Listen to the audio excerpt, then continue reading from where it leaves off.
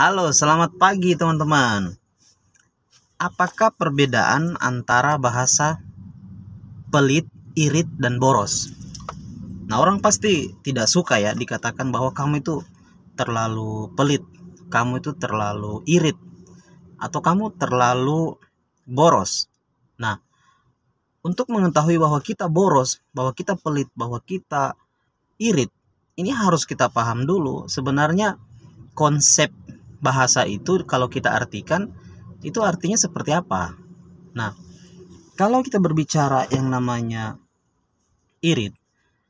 Nah, irit ini sebenarnya bukan hal yang atau bahasa lainnya hemat, ya kan? Jadi kita kenapa kita bersifat untuk hemat, ya kan? Untuk irit, ya artinya kita pintar di situ mengelola uang kita. Jadi kita harus tahu mana kebutuhan, mana keinginan. Itu sebenarnya pada dasarnya untuk menjadi hemat itu dasarnya. Jadi kita tahu mana yang sebenarnya kebutuhan kita, kebutuhan utama kita gitu. Contoh, kita mau makan itu memang kebutuhan, tapi makan ini kan banyak modelnya. Apakah kita makan pizza atau makan KFC? Nah, itu kan sudah keinginan, bukan kebutuhan. Sebenarnya kita makan nasi, telur, ya kan, ikan, itu sudah mengenyangkan kita. Itu sebenarnya kebutuhannya, ya kan, nutrisinya juga ada. Oke. Nah, itu mungkin kita habis uang barangkali 20 ribuan atau 15 ribu sudah bisa. Tapi kalau mau makan pizza, kita butuh apa? 100 ribu, tidak cukup. Nah, apa? Itulah namanya kita boros di situ. Karena apa? Kita tidak bisa menentukan mana kebutuhan dan mana keinginan sebenarnya. Dan rata-rata kalau kita mengikuti keinginan ini berbicara nafsu. Tidak ada batasnya teman-teman. Saat kita mengetes yang KFC, makanan yang satu kali makan aja sampai 50 ribu, 60 ribu. Kita merasa ini setelah selanjutnya kita makan KFC itu sudah tidak enak lagi. Karena kita membiasakan diri kita dengan gaya hidup yang terlalu tinggi. Akhirnya pada saat makan kedua di KFC itu sudah biasa. Jadi orang lain melihat kita itu, wow, luar biasa kehidupannya. Makannya yang enak-enak. Tapi kita merasa itu biasa. Nah, itulah akhirnya kita tidak merasa bahwa diri kita ini sebenarnya sudah boros.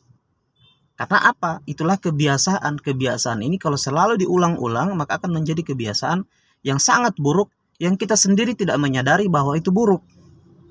Gitu. Apa yang terjadi pada saat kita sudah terbiasa dengan gaya hidup seperti itu? Makan kita yang terlalu mahal tidak enak lagi.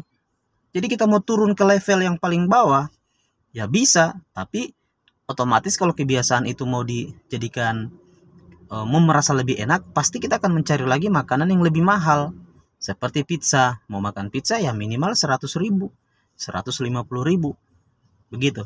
Jadi sebenarnya apakah hemat itu, irit itu jelek? Justru itu sebenarnya bijak. Itu adalah ajaran di agama kita. Karena Allah Subhanahu wa taala sudah mengatakan dalam Al-Qur'an bahwa orang boros adalah temannya setan. Oke. Jadi kita harus pintar tahu betul mana keinginan, mana kebutuhan. Itu sebenarnya salah satu contoh kecilnya.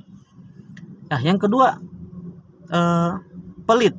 Nah, pelit atau kikir. Nah, sebenarnya gini. Kapan orang itu dikatakan sebagai orang yang sangat kikir atau pelit? Jadi pada saat kita sudah mengetahui bahwa kita butuh gitu ya. Kita butuh sesuatu yang memang itu kita butuhkan. Tapi kita berpikir untuk mengeluarkan uang. Gitu. Dan itu untuk kebaikan kita sendiri. Contoh, kita berbicara mengenai makan. Oke. Kita berpikir untuk makan. Kita mau menahan diri kita untuk makan. Contoh, kita secara layaknya lah kita bisa membeli makanan ikan. Oke. Kita bisa makan ikan yang layak. Nasi. Tapi menurut kita itu sudah boros, padahal itu sebenarnya kebutuhan nutrisi badan kita. Bayangkan kalau kita cuma makan nasi tok tanpa sayur, tanpa nutrisi telur. Jadi apa? Karena kita terlalu kikir dengan diri kita sendiri, makanya nanti kita akan sakit. Kalau kita sakit butuh biaya yang sangat besar. Jadi kapan orang dikatakan kikir atau pelit? Pada saat dia tidak mau mengeluarkan uangnya sendiri demi kebutuhannya. Itu sebenarnya pengertian dari kikir, pelit. Gitu. Jadi contoh dalam agama kita sudah diajarkan bahwa kita harus bersedekah 2,5%. Itu kan sebenarnya aturan dan kebutuhan kita juga, ya kan? Tapi kita berpikir untuk mengeluarkan 2,5%. Nah, itu kan itu pelit. Gitu. Nah, kebutuhan lainnya yang lain apa lagi? Dalam kehidupan kita punya kebutuhan pokok. Oke. Makanya kebutuhan itu ada 3, ada kebutuhan primer utama, kebutuhan sekunder tambahan, ada kebutuhan mewah. Pada saat kebutuhan primer kita tidak laksanakan, sandan pangan papan, ya kan? Ya, itu berarti kita sudah pelit. Gitu. Jadi intinya orang pelit adalah orang yang tidak mau mengeluarkan uangnya untuk kebutuhannya sendiri. Yang terakhir boros. Boros ini adalah membeli sesuatu atau mengeluarkan uang bukan kebutuhannya, dia mengutamakan apa? Keinginannya. Ya, seperti tadi. Kita tadi yang bisa makan 15.000, kita beli Pizza Hut yang harganya 150.000. Itu 10 kali lipat lebih mahal. Nah, kita makan sehari 3 kali, teman-teman. Nah, kembali lagi kita berbicara mengenai kesehatan. Nah, teman-teman, dari semua kebutuhan ini, kesehatan adalah satu kebutuhan yang paling kunci, paling utama. Kita tidak bisa beraktivitas seperti biasa kalau kita lagi sakit. Jadi kesehatan adalah kebutuhan kita paling utama. Kita kembali lagi kepada bagaimana tentang pandangan kita tentang memiliki asuransi atau tidak. Jadi intinya kesehatan kebutuhan kita. Jadi tugas kita untuk menjaga kesehatan kita. Tugas kita. Karena itu kebutuhan kita. Tanpa Anda sehat, Anda tidak bisa bekerja, Anda tidak bisa beraktivitas. Jadi bagaimana caranya untuk menjadi hemat? Kita hemat dengan menjaga kesehatan kita. Makanya menjaga lebih baik daripada mengobati. Jadi teman-teman, sehat itu sangat mahal, tapi itu lebih baik dijaga daripada pada saat sakit kita akan keluar uang yang sangat-sangat besar. Oke. Kita tidak bisa dan tidak akan pernah bisa mengontrol risiko penyakit. Yang kita bisa mengontrol adalah gaya hidup kita. Kita menjaga. Dan mempersiapkan gitu. Jadi ada orang tidak memiliki asuransi, dia pikir saya kan tidak perlu bayar asuransi, jadi dia tidak mau bayar premi. Contoh preminya, tabungan asuransinya 5 juta per bulan atau 2 juta sebulan. Nah, dia menunda, ya kan? Dia pikir dia hemat karena tidak bayar asuransi. Padahal membayar asuransi dengan premi itu sangat kecil. Dia pikir dia hemat, padahal dia sudah merencanakan kegagalannya di masa depan. Oke? Karena 80% orang sebelum dia meninggal pasti dia sakit dulu. Itu 80%. Dan kita mau kemana? Ada 5 risiko hidup yang pasti terjadi.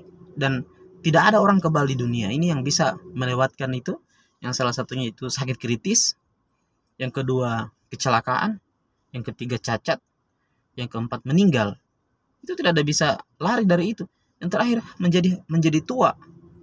Jadi 5 hal ini kan pasti tidak ada orang di dunia ini yang kekal, yang akan abadi, yang akan bisa melewati dan akan kebal dengan risiko 5 ini.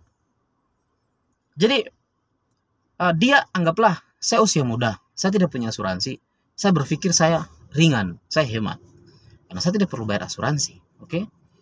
Untuk apa bayar premi? Lebih baik uangnya saya gunakan untuk hal yang lain. Oke. Tapi ingat, waktu terus berjalan, berputar, Anda semakin tua, risiko kehidupan akan berubah, gaya hidup akan berubah. Anaknya teman-teman mungkin sudah berkeluarga, punya anak, sudah mulai sekolah. Anaknya teman-teman sudah menikah, sudah berpisah dengan kalian. Kalian sudah menjadi tua. Nah, butuh biaya berobat, sakit-sakitan. Gimana? Sekarang, dulu kita merasa kita hemat. Karena tidak punya asuransi, ya kita tidak bayar premi. Tapi di masa depan, teman-teman mungkin membeli tanah, membeli rumah, membeli aset. Di hari tua, di masa depan Anda jatuh sakit, uang yang tadi dikumpulkan itu sampai miliaran, yang kita kumpulkan 20 tahun. kita sampai luar biasa berkeringat, kerja pagi, pulang malam, apa untuk mengumpulkan uang, habis percuma hanya karena sakit. Coba bayangkan teman-teman, apa gunanya? Jadi kita menunda suatu resiko atau kita membuat yang namanya bom waktu. Artinya kita menepis kehidupan atau mengelak dengan kehidupan yang menjadi suatu kenyataan bahwa memang di usia tua kita nanti kita akan sakit. Jadi mana yang lebih bijak? Teman-teman menghindari premi kecil dan di usia tua teman-teman akan mengeluarkan uang yang sangat besar dan menghabiskan aset-aset teman-teman karena sakit, atau mulai hari ini kita sisihkan sebagian rezeki kita untuk bergabung bersama Prudential atau asuransi syariah, karena sistemnya kita saling gotong royong di usia tua kita. Kalau kita sakit, aset kita sudah tidak terganggu. Nah, ada yang bilang, ya mau di apa? Ya, bukan masalah mau di apa, pasrah seperti itu. Apa gunanya Anda bekerja hari ini dari pagi sampai malam, kalau nanti di usia tua uang yang teman-teman hasilkan hari ini, itu menghasilkan uang itu teman-teman tidak gampang, itu sangat susah. Apa gunanya mengumpulkan uang banyak, setelah itu kita kehabisan lagi, habis harta itu, gitu. Nah, itulah kita harus bijak. Masa depan kita harus bijak. Orang Jepang bilang ada kaizen itu dia menyelesaikan calon masalah sebelum itu terjadi. Sukses buat teman-teman semua, semoga bermanfaat. Saya Wijra menyapa teman-teman dari Morowali. Assalamualaikum warahmatullahi wabarakatuh. Selamat pagi.